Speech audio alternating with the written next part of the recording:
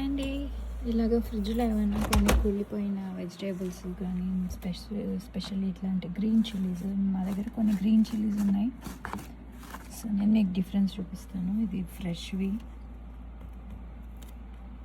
And ఇక్కడేమో ఇవి ఒక 2 to 3 weeks బ్యాక్ చిల్లీస్ అన్నమాట. సో ఇవన్నీ కూడా డ్రై అయిపోయి కొన్ని ఏమో కుళ్ళిపోయి,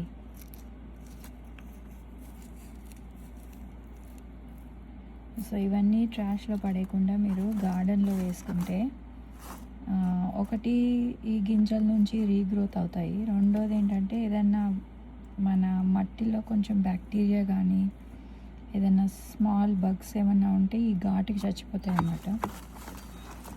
జస్ట్ ఒక టిప్ లాగా చెప్తున్నాను అంతే. అన్నీ కావు, కొన్ని ఇలా కులిపోయినట్టుగా ఉన్నాయి. సో వీటినన్నిటిని సపరేట్ చేసేసి ఇదిగో మనం గార్డెన్లో పడేయచ్చు.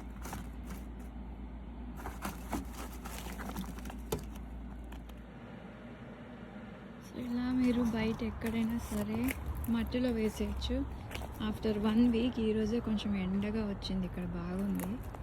సో ఇలా ఏదైనా ఒక టబ్లో